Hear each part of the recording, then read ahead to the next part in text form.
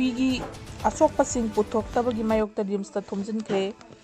रिम्सता लाइरंबा कुकी असोकपा अहुम सिक्युरिटी नंगाक सेंदुना पुथोक्रे पार्लियामेंटरी स्टैंडिंग कमिटी ने मणिपुर की अहेंबा सेंथंग पीनबा रिकमेंड तौख्रे ट्रैफिक की मी अमा ब्लैक लेलमले ब्लैक ना लेलमले सीएम ने चियर लौदुना अवेयरनेस मीफम पांगथोख्रे चीफ मिनिस्टर यावना मिनिस्टर अमदी आईएल एमएलए सिंह खुदक्तगी रिजाइन तौ कमिटी जून टाइम मथोंगनबा सेम साबा लोइरे मियाम पुनः सरुक यामिनसी जून टाइम पांदा हराव कुमई लेपियू होना रिम्स की लाइंग लिबद कुकी सिंह कना कना नो हाइब गवर्नमेंट ना हाइफम थोई कोकोम यूएस का लान लोइसिनबगीदमक्ते इजराइल ना लेबनान दगी हंदोरकपा दरकार तागनी इरान यूरोपियन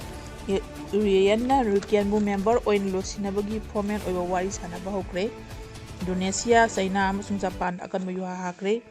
यूनाइटेड स्टेट्स की बी यांखै निथोय कोम्बोरा मा ट्रांस तौबदमी निपान सिरे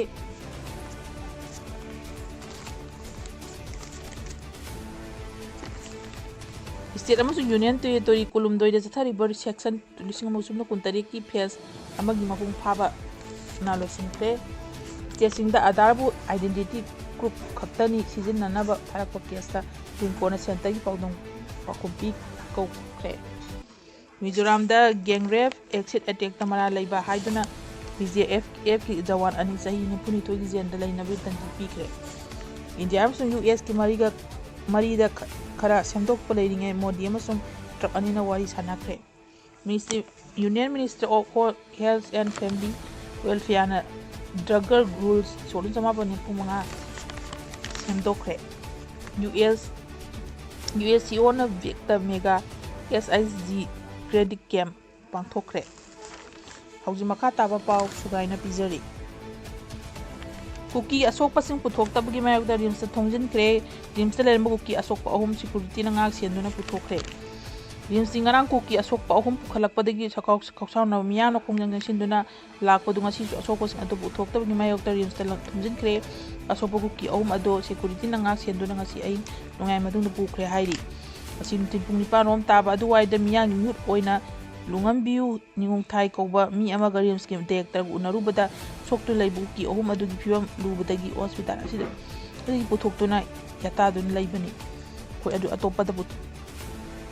अखोई अदु अतोपदा पुथोकनबु होनरी हाइंग अहिंग नोंयाइदा असोकपसिंग अदु पुथोखरगनी हाबी थाजब डायरेक्टर पिरकले हाइरी अमरोमदा असमगी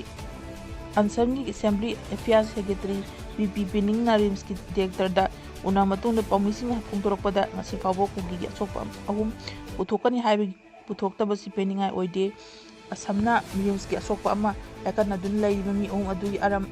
करम मिलिटेस की ग्रुप नो हाइबदु खंगालु हाइना ngasi फावबो मतम फाक थाकीबनी अदुबु हौजी करम ग्रुप की मिलिटेस ग्रुप नो हाइबदु गवर्नमेंट की माइकेदिगी पुंगतोकपा लैति असोकपा मी अहुम अदुगी रिम्स की पुथोक्तिबा असिगी मरमदि मखोगी हेल्थ कंडीशन अरुवा फिबम दो लैबदगी सोथाबो हॉस्पिटल असिदा सेमबनी मखोय अदु अतोबो मफमदा उथोनबो खन्नरी हाइंग अयु पुंग अनिगा मिनी मखाइरोम ताबा मनुंग रिम्स की सोइदन पुथोकलगनी हाइना रिम्स की डायरेक्टर थाजा पिरक लाइरी डायरेक्टर की पाकम अदु पिनिंगा ओइदिया हाइना ngasi numinang pung mapanom taba duwaida usawnarbu miyam rims tam tumin binabug konabada sekudena force mungnabada security force की माइकेदी मियाम तंखाइना होनाबदा यारगा सेल क्या काकी अमरक रिम्स की डायरेक्टर थाजा पिक्रम मतुंग असोक की अहुम अदु अहिंग ngasi अहिंग नोंयाय पुंग ट्रांगारोम ताबदा security no hospital असिदगी पुख्रे मदुमकसु मखोय करम हॉस्पिटल दा पुबनो हाइबदु खंगो ngamdri हौजी मखा ताबा पाव पिजरी यूएस दा लान लोसिनबगीदमक्ते इजराइल दा बेननदगी हंदोरकपा दरकार तागनी यूनाइटेड स्टेट्स की लान लोसिनबी नोक्ते याना पुरकपा हाइबसिना इजराइल ना लेबानन की द विड्रॉ तौगी दरकार तागनी हाइना ईरान की टॉप डिप्लोमेट ना फोंदोखरे इजराइल की ओइना दी लेबानन गजा अमसुंग एशियादा मखोयबु खुदक्ता चिंचलिबो मफम थादोकलोय हाइना लाथोकी मरमना लाब इराय नुमित एग्रीमेंट साइन तौनदुना सेम सारिबदु मरकता अमो उजर चहिंगनबु थोलकदरा हाइना पाइरी इजराइल खान मंगी खुदुम चंदुन लेरबदी यूनाइटेड स्टेट अमसुंग ईरान की मरकता याना पुथोकीबा मेमोरेंडम ऑफ आइडेंटिटी MOU ꯑꯗꯨ ꯊꯨꯒꯥꯏꯕ ꯑꯣꯏꯅ ꯊꯣꯛꯀꯅꯤ ꯍꯥꯏꯅ ꯏꯔꯥꯟꯒꯤ ꯐꯣꯔꯦꯟ ꯃꯤꯅꯤꯁꯇꯔ ꯑꯋꯥꯔ ꯑꯕꯥꯒꯥꯅ ꯌꯥꯝꯅ ꯑꯔꯨꯕ ꯋꯥꯐꯝꯗ ꯐꯣꯡꯗꯣꯛꯈꯤ꯫ ꯂꯦꯕꯅꯥꯟꯗ ꯊꯣꯛꯂꯤꯕ ꯂꯥꯟ ꯂꯣꯏꯁꯤꯟꯕ ꯍꯥꯏꯕꯁꯤ ꯂꯥꯟ ꯂꯣꯏꯁꯤꯟꯅꯕ ꯍꯣꯠꯅꯔꯤꯕ ꯑꯁꯤꯒꯤ ꯈꯥꯏꯗꯣꯛꯅꯕ ꯌꯥꯔꯣꯏꯗꯕ ꯁꯔꯨꯛ ꯑꯃꯅꯤ꯫ ꯏꯖꯔꯦꯜꯒꯤ ꯐꯣꯔꯁꯦꯁꯅ ꯃꯈꯣꯏꯕꯨ ꯈꯨꯗꯨꯝ ꯆꯜꯂꯤꯕ ꯏꯔꯥꯛꯀꯤ ꯋꯤꯗ꯭ꯔꯣ ꯇꯧꯕꯒꯤ ꯂꯥꯟ ꯑꯗꯨ ꯃꯄꯨꯡ ꯐꯥꯅ ꯂꯣꯏꯁꯤꯜꯂꯦ ꯍꯥꯏꯕ ꯌꯥꯔꯣꯏ ꯍꯥꯏꯅ ꯑꯒꯥꯖꯥꯔꯤꯅ ꯇꯦꯍꯔꯥꯟꯗ ꯐꯣꯔꯦꯟ ꯗꯤꯁꯤꯄ꯭ꯂꯤꯟꯁꯤꯡ ꯐꯣꯡꯗꯣꯛꯈꯤꯕ ꯋꯥꯐꯝ ꯑꯗꯨ ꯏꯔꯥꯅꯤꯌꯥꯟ ꯁ꯭ꯇꯦꯠ ꯃꯤꯂꯤꯇꯔꯤꯅ ꯔꯤꯄꯣꯔꯠ ꯇꯧꯈꯤ꯫ ꯏꯖꯔꯦꯜꯗ ꯃꯈꯥ ꯇꯥꯅ ꯂꯦꯕꯅꯟꯗ ꯑꯦꯇꯦꯛ ꯇꯧꯔꯕꯗꯤ ꯃꯗꯨ MOUꯗ ꯊꯨꯒꯥꯏꯕꯅꯤ ꯍꯥꯏꯅ ꯍꯧꯒꯅꯤ ꯍꯥꯏꯅ ꯑꯕꯖꯥꯔꯤꯅ ꯍꯥꯏꯈꯤ꯫ ꯄꯟꯕ ꯌꯥꯕꯗꯤ ꯂꯦꯕꯅꯟꯅ ꯑꯣꯄꯔꯦꯠ ꯇꯧꯔꯤꯕ ꯁꯤꯁꯥ ꯃꯨꯁꯂꯤꯝ ꯇꯦꯔꯣꯔꯤꯁꯠ ꯒ꯭ꯔꯨꯞ ꯍꯤꯖꯕꯣꯂꯥ ꯑꯁꯤ ꯏꯔꯥꯟꯅ ꯏꯖꯔꯦꯜ ꯃꯔꯨ ꯐꯪꯅ ꯃꯨꯠꯊꯠꯅꯕ ꯍꯣꯠꯅꯕꯗ ꯊꯥꯗꯣꯛꯄ ꯄ꯭ꯔꯣꯛꯁꯤ ꯐꯣꯔꯁꯦꯁ ꯃꯌꯥꯒꯤ ꯃꯍꯨꯠꯇ ꯑꯃꯅꯤ꯫ ꯒ꯭ꯔꯨꯞ ꯑꯁꯤ ꯀꯟꯅ ꯏꯔꯥꯟꯅ USꯀ ꯂꯥꯟ ꯂꯣꯏꯁꯤꯟꯅꯕꯗ ꯒ꯭ꯔꯨꯞ ꯑꯁꯤꯗꯒꯤ ꯃꯥꯌꯣꯛꯇ ꯆꯠꯊꯕ ꯑꯣꯄꯔꯦꯁꯟ ꯀꯌꯥ ꯑꯁꯤꯁꯨ ꯂꯣꯏꯁꯤꯟꯅꯕ ꯄꯥꯝꯂꯤ꯫ ꯌꯨꯅꯥꯏꯇꯦꯗ ꯁ꯭ꯇꯦꯠꯁꯀꯤ ꯃꯥꯏꯀꯩꯗꯒꯤ ꯂꯥꯟ ꯂꯣꯏꯁꯤꯟꯅꯕꯒꯤ ꯇꯪꯈꯥꯏ ꯇꯥꯕ ꯑꯦꯒ꯭ꯔꯤꯃꯦꯟꯠ ꯂꯦꯕꯅꯟꯅ ꯏꯁꯨ ꯑꯁꯤ ꯌꯥꯎꯏ ꯅꯠꯇ꯭ꯔꯒ ꯌꯥꯎꯗꯦ ꯍꯥꯏꯕ ꯋꯥꯐꯝ ꯑꯃꯠꯇ ꯐꯣꯡꯗꯣꯛꯇ꯭ꯔꯤ꯫ ꯑꯗꯨꯕꯨ ꯏꯔꯥꯟꯒꯤ ꯐꯣꯔꯦꯟ ꯃꯤꯅꯤꯁꯇꯔ ꯑꯒ꯭ꯋꯥꯆꯥꯔꯤꯅ ꯍꯥꯏꯔꯤꯕ ꯋꯥꯐꯝ ꯑꯁꯤꯗꯤ ꯏꯖꯔꯦꯜꯗ ꯑꯣꯐꯤꯁꯤꯌꯦꯜ ꯑꯣꯏꯕ ꯂꯥꯎꯊꯣꯛꯄ ꯋꯥꯐꯝꯒ ꯌꯥꯝꯅ ꯇꯥꯏꯑꯣꯟꯅꯔꯤ꯫ ꯍꯧꯈꯤꯕ ꯐꯦꯕ꯭ꯔꯨꯋꯥꯔꯤ 19 ꯑꯁꯤꯗ USꯇ ꯑꯃꯁꯨꯡ ꯏꯖꯔꯦꯜꯒꯤ ꯐꯣꯔꯁꯦꯁꯇ ꯏꯔꯥꯟꯒꯤ ꯃꯥꯌꯣꯛꯇ ꯂꯥꯟꯗꯥꯕꯒꯤ ꯍꯧꯈꯤꯕ ꯂꯥꯟ ꯑꯗꯨ ꯂꯣꯏꯁꯤꯟꯅꯕ ꯋꯥꯔꯤ ꯁꯥꯅꯕ ꯌꯥꯅꯕ ꯄꯨꯔꯛꯄ ꯑꯃꯁꯨꯡ ꯂꯥꯛꯂꯤꯕ ꯏꯔꯥꯏ ꯅꯨꯃꯤꯠꯇ ꯁꯥꯏꯟ ꯇꯧꯅꯅꯕ ꯍꯣꯠꯅꯕ ꯑꯁꯤꯗ ꯏꯖꯔꯦꯜꯗꯤ ꯌꯥꯎꯗ꯭ꯔꯤ꯫ ꯑꯦꯒ꯭ꯔꯤꯃꯦꯟꯠ ꯑꯁꯤ ꯏꯖꯔꯦꯜꯒꯤ ꯄꯥꯔꯇꯤ ꯑꯁꯤ ꯌꯥꯎꯔꯤ꯫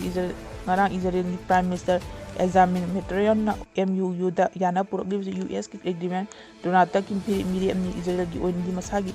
ꯑꯀꯣꯟꯕꯒꯤ ꯋꯥꯐꯝ ꯂꯩꯖꯔꯤ ꯑꯃꯁꯨꯡ ꯗꯔꯀꯥꯔ ꯇꯥꯔꯤꯕ ꯃꯈꯩ ꯂꯦꯕꯅꯟꯒꯤ ꯐꯣꯔꯁꯦꯁ ꯕꯦꯁꯄꯨꯟꯗ ꯏꯖꯔꯦꯂꯤ ꯐꯣꯔꯁꯦꯁ ꯑꯣꯄꯔꯦꯠ ꯇꯧꯔꯒꯅꯤ ꯍꯥꯏꯅ ꯐꯣꯡꯗꯣꯛꯈꯤ꯫ ꯍꯧꯖꯤꯛ ꯑꯔꯣꯏꯕꯗ ꯃꯈꯥ ꯇꯥꯕ ꯄꯥꯎ ꯄꯤꯖꯔꯤ꯫ ꯁ꯭ꯇꯦꯠ ꯑꯃꯁꯨꯡ ꯌꯨꯅꯤꯌꯟ ꯇꯦꯔꯤꯇꯣꯔꯤ 12ꯗ ꯆꯠꯊꯈꯤꯕ ꯁꯦꯛꯁꯟ 2023ꯒꯤ ꯐꯦꯖ ꯑꯃꯒꯤ ꯃꯄꯨꯡ ꯐꯥꯅ ꯂꯣꯏꯁꯤꯟꯈ꯭ꯔꯦ꯫ ꯍꯧꯖꯤꯛ ꯐꯥꯎꯕ ꯁ꯭ꯇꯦꯠ ꯑꯃꯁꯨꯡ ꯌꯨꯅꯤꯌꯟ ꯇꯦꯔꯤꯇꯣꯔꯤ 12ꯗ ꯆꯠꯊꯔꯤꯕ ꯁꯦꯛꯁꯟ 2023ꯒꯤ ꯐꯦꯖ 11ꯒꯤ ꯊꯕꯛꯁꯤꯡ ꯍꯥꯎꯁ ꯕꯤꯜꯗꯤꯡ ꯑꯃꯁꯨꯡ ꯍꯥꯎꯁꯤꯡ ꯂꯦꯕꯦꯜ HHOꯒꯤ ꯊꯕꯛ ꯃꯄꯨꯡ ꯐꯥꯅ ꯂꯣꯏꯁꯤꯟꯈ꯭ꯔꯦ ꯍꯥꯏꯅ ꯒꯚꯔꯟꯃꯦꯟꯠꯅ ꯊꯣꯛꯄ ꯆꯦꯔꯣꯜ ꯑꯃꯅ ꯐꯣꯡꯗꯣꯛꯈ꯭ꯔꯦ꯫ ꯅꯨꯃꯤꯠ 35ꯅꯤꯒꯤ ꯁꯦꯜꯐ ꯏꯟꯃꯨꯅꯦꯔꯦꯁꯟꯒꯤ ꯊꯕꯛ ꯑꯁꯤ ꯀꯦꯔꯂꯥ ꯑꯃꯁꯨꯡ ꯅꯥꯒꯥꯂꯦꯟꯗ ꯆꯠꯊꯔꯤ꯫ ꯃꯁꯤꯒꯤ ꯃꯇꯨꯡꯗ ꯖꯨꯂꯥꯏ 1ꯗꯒꯤ ꯐꯤꯜꯗ ꯑꯣꯄꯔꯦꯁꯟ ꯇꯧꯒꯅꯤ ꯍꯥꯏꯅ ꯃꯁꯤ ꯖꯨꯂꯥꯏ 30 ꯐꯥꯎꯕ ꯆꯠꯊꯒꯅꯤ ꯍꯥꯏꯈꯤ꯫ ꯉꯁꯤꯗꯒꯤ ꯍꯤꯃꯥꯆꯜ ꯄ꯭ꯔꯗꯦꯁꯀꯤ ꯐꯤꯜꯗ ꯑꯣꯄꯔꯦꯁꯟ ꯐꯦꯖ ꯍꯧꯈ꯭ꯔꯦ ꯑꯃꯁꯨꯡ ꯑꯣꯄꯔꯦꯠ ꯖꯝꯃꯨ ꯑꯦꯟꯗ ꯀꯥꯁꯃꯤꯔ, ꯂꯗꯥꯈ, ꯄꯨꯗꯨꯆꯦꯔꯤ ꯑꯃꯁꯨꯡ ꯎꯠꯇꯔ ꯄ꯭ꯔꯗꯦꯁꯀꯤ ꯍꯥꯏꯅ ꯍꯧꯈ꯭ꯔꯦ꯫ ꯁꯦꯜꯐ ꯏꯟꯃꯨꯅꯦꯁꯟꯒꯤ ꯊꯕꯛ ꯃꯄꯨꯡ ꯐꯥꯅ ꯂꯣꯏꯁꯤꯟꯈ꯭ꯔꯕ ꯃꯤꯁꯤꯡꯅ ꯃꯈꯣꯏꯒꯤ ꯁꯦꯜꯐ ꯏꯟꯃꯨꯅꯦꯁꯟ ID ꯑꯗꯨ ꯊꯧꯔꯥꯡ ꯑꯗꯨ ꯊꯝꯅꯕ ꯑꯃꯁꯨꯡ ꯐꯤꯜꯗ ꯂꯥꯛꯄ ꯃꯇꯝꯗ ꯏꯃꯨꯃꯦꯇꯔ ꯑꯗꯨ ꯁꯤꯖꯤꯟꯅꯔꯛꯄ ꯈꯪꯍꯜꯂꯤ꯫ ꯃꯁꯤ HLOꯒꯤ ꯊꯕꯛ ꯑꯗꯨ ꯂꯣꯏꯁꯤꯟꯅꯕꯅꯤ꯫ ꯌꯨꯝꯁꯤꯡꯒꯤ ꯁꯦꯜꯐ ꯏꯟꯃꯨꯅꯦꯁꯟ ꯊꯕꯛ ꯑꯁꯤ ꯇꯧꯈꯤꯕꯁꯤꯡꯅ ꯏꯃꯨꯃꯦꯟꯠꯁꯤꯡꯕꯨ ꯌꯨꯝꯁꯤꯡꯗ ꯂꯥꯛꯄ ꯃꯇꯝꯗ ꯊꯕꯛ ꯑꯗꯨ ꯂꯣꯏꯁꯤꯟꯍꯧꯅꯕ ꯈꯪꯍꯜꯂꯤ ꯍꯥꯏꯅ ꯆꯦꯔꯣꯜ ꯑꯁꯤꯅ ꯍꯥꯏꯔꯤ꯫ ꯍꯧꯖꯤꯛ ꯃꯈꯥ ꯇꯥꯕ ꯉꯁꯤꯒꯤ ꯃꯔꯨꯑꯣꯏꯕ ꯄꯥꯎ, ꯈꯟꯒꯠꯆꯕ ꯃꯔꯨꯑꯣꯏꯕ ꯄꯥꯎ ꯑꯃꯁꯨꯡ ꯏꯟꯇꯔꯅꯦꯁꯅꯦꯜ ꯄꯥꯎ, ꯅꯦꯁꯅꯦꯜꯒꯤ ꯄꯥꯎ